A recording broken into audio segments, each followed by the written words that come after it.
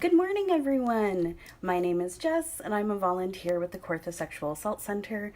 Welcome to Wednesdays, which is Feminist Book Club. I love books, and I think that some of us may be reading a bit more right now, and some of us probably aren't, and that's okay. Today, I'm going to be talking about Daring Greatly by Brené Brown, and I want to preface this by saying it's okay if right now is not the time for personal growth and development for you.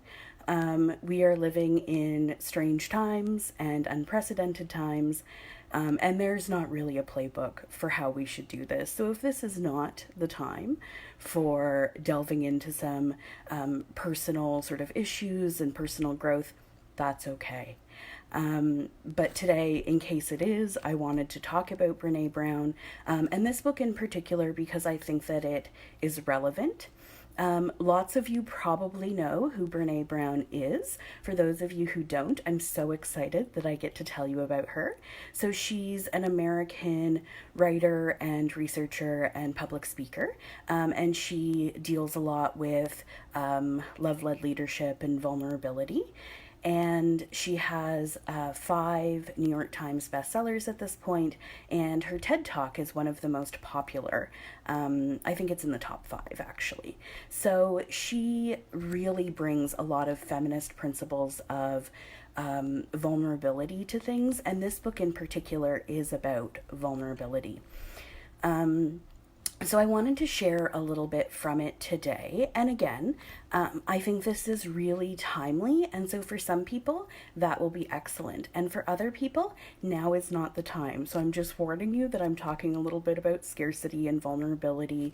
And if you're not in the place for that today, that's okay. You can come back when you are or not. That's up to you.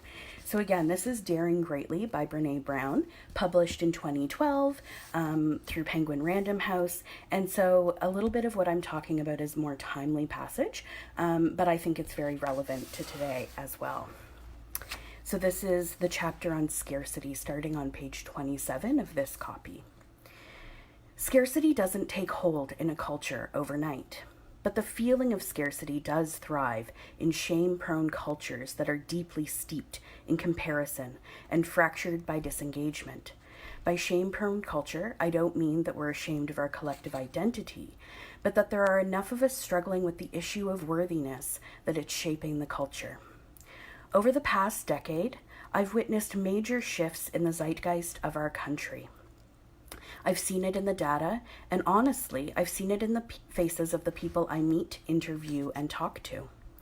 The world has never been an easy place, but the past decade has been traumatic for so many people that it's made changes in our culture.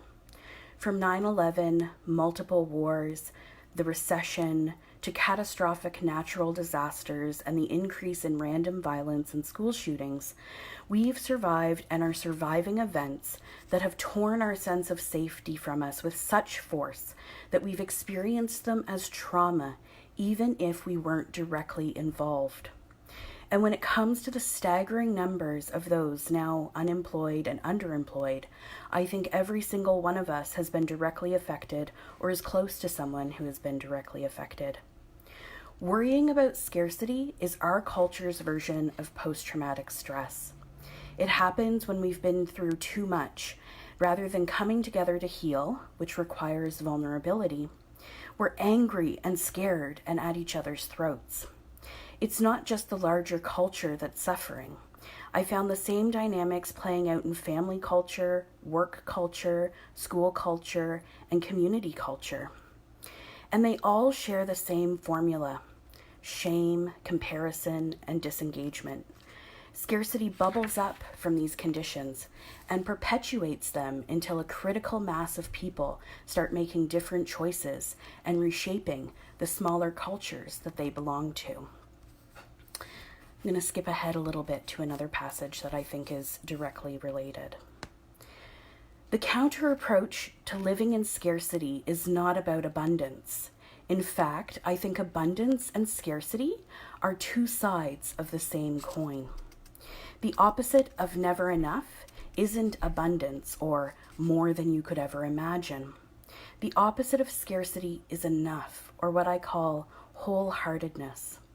And as I explained earlier in the book, there are many tenets of wholeheartedness, but at its very core is vulnerability and worthiness, facing uncertainty, exposure, and emotional risks, and knowing that I am enough.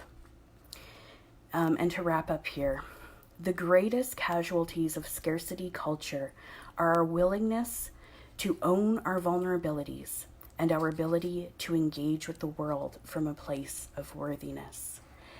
And so I think that that is really relevant to sort of where we're living today. And I recognize that fear is a really powerful motivator, and it is very natural to feel afraid in these times for sure. But what Brené Brown offers in this book is an idea to really move through fear and process trauma, especially collective trauma, that can bring out forms of individualism and some real tensions within people. And like she mentions, that's family cultures, that's work cultures, not just, big capital C culture out there. And so Brené Brown really does a wonderful job with this in this book, and I highly recommend checking it out if you want to if you have the spoons to do that right now. And it's okay if you don't. It is okay if you don't. I'm just putting it out there for folks who might be compelled to do so right now. And you can always come back to it. I wanted to talk a little bit today also about Brené Brown's understanding of sort of the times we're in. So she is an alumna of the University of Texas, and she was supposed to be their 2020 commencement speaker. Of course, convocations and commencements across North America have been postponed or outright canceled. And she went through a video with, I believe, either the chancellor or the president of the university to talk a little bit and to talk to graduates, because obviously she will not be addressing commencement as planned. And I'm going to paraphrase this a little bit, but I wanted to share this quote with people right now in hopes that they may find it encouraging or insightful or helpful in any way. It's okay to be angry and frustrated about how things are turning out right now, because grief is the price we pay for love. It's okay to grieve how much we miss the normalcy of our life, and also hold at the same time that a lot of other people probably have it worse than us right now. We can do both.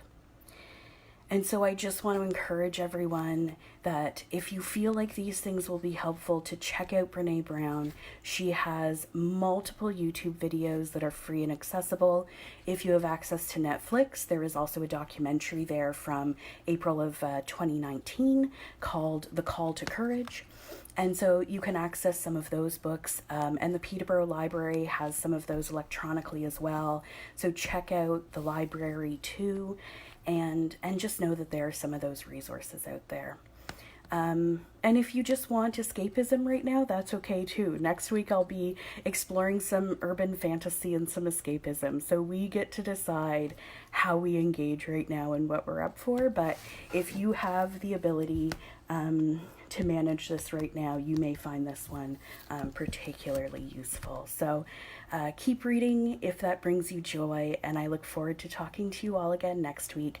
I would love to hear your favorite passages or videos from Brené Brown in the comments below, or other books and authors that you have found useful for personal growth.